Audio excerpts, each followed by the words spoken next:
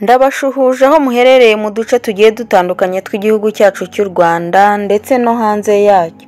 Mukomeze kumererwa neza mufite ubuzima buzira umuze. Amazina yanjye nitwa Kamikazi.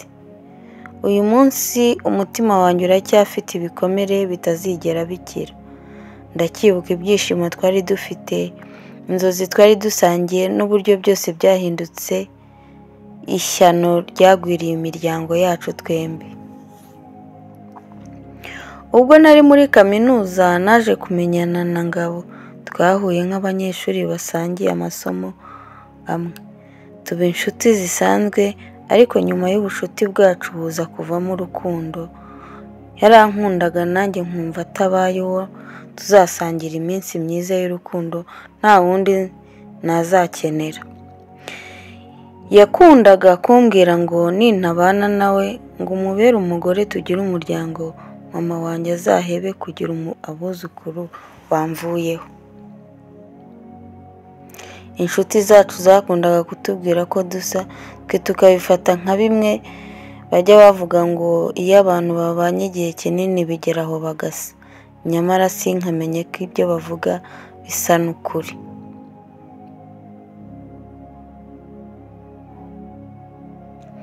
Urukundo rwacu rwarakomeye ku buryo twafashe icyemezo cyo kubana nyuma turangije amasomo. Twumvaga urukundo rwacu rurenze imigenzo n'amategeko y'igihe turimo. Twabanye ntawe tugishije inama kuko uburyo twiyumvanagamo twumvaga uko bizagenda kose tuzabaho neza kandi dufite buri kimwe. Ariko ubwo twageragezaga kugira umwana, ibintu byatangiye kugenda neza. Buri nda yose natwitaga yageraga mu mezi 3 ikavamo. Igihe cyarageze noneho kubw'amahirwe inda irakura igera igihe cyo kuvuka. Sinakwibagirwa ibyishimo n'umunezero uwo mwana yazanye mu buzima bwacu. Ariko uko iminsi yashiraga niko nagendaga mbona ko umwana adakura neza nk'abandi bana. Yagize amezi 9 atabasha kwicara ngo akomeze umutwe cyane ngo yicaze. Abaganga baje kudusaba ko twakwiyakira kuko basanze abana n'ubumuga bwo mu mutwe butamwemerera gukura nk'uko abandi bana bakuru. Nk'uko undi mubyeyi wese nagize agahinda gakomeye, uko namwitegerezaga nashongaga amarira mu maso.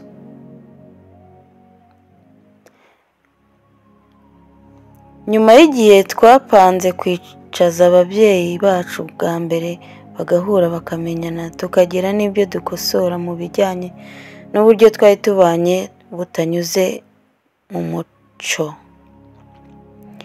Icyo gihe nibwo inkuru y'amateka yacu yatangiye ku mugaragaro. Ndacyibuka uko umutima wanjye wahagaze, ijwi ryanjye rikagenda n'amaguru yanjye atabasha guhagarara nkimara kumenya ukuri. Ababyeyi bacu bakiriye ubutumire bwacu maze bahagerera rimwe.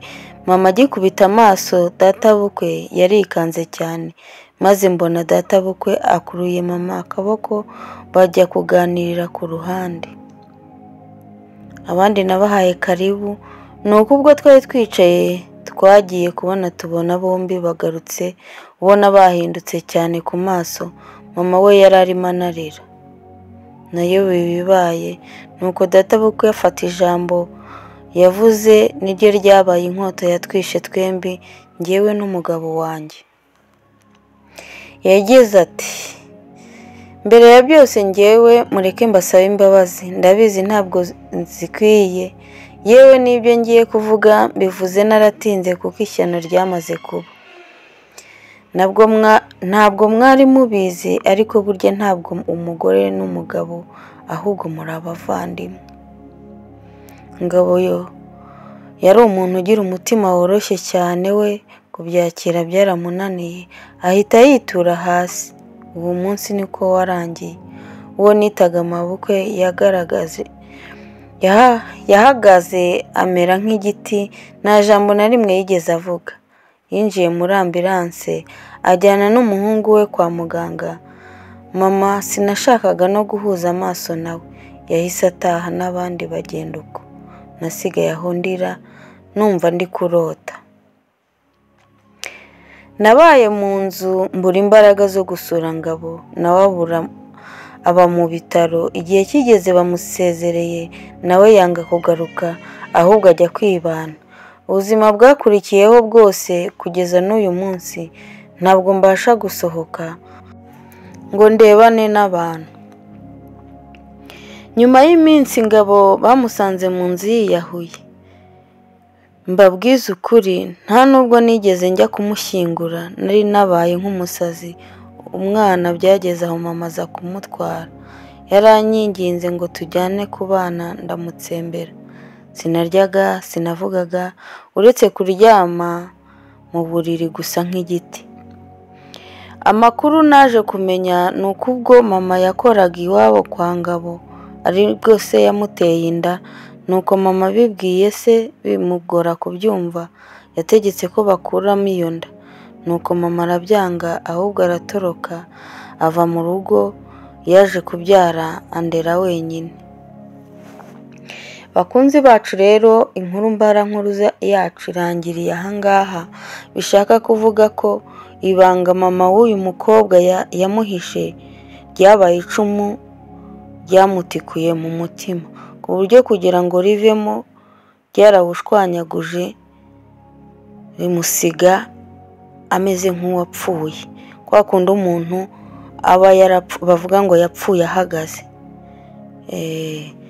Bakunzi bacu rero, inkuru mbarankuru yacu nahangaha tuyishoreje, ariko n'ubundi ntago nasoza ntavuze ku babyeyi amakosa dukora akagira ingaruka ku bana bacu. Urumva nk'uko uyu mubyeyi w'umumama cyangwa w'umupapa, cyane cyane umubyeyi, iyo aza kuganiriza umwana we w'umukobwa akicara azi ko uwo babana atari papa we, cyangwa se n'umwana nawe, rimwe biriya bintu byo kwishyingira utabanje kujya kwerekana umugabo mu muryango, nabyo urumva ko nabyo byabaye ikosa. Rero tugerageze kwicara tuganiriza abana bacu, tubabwire, kandi niyo utabasha wenda kubabwira, ariko burya ingaruka twakoze tukiri bato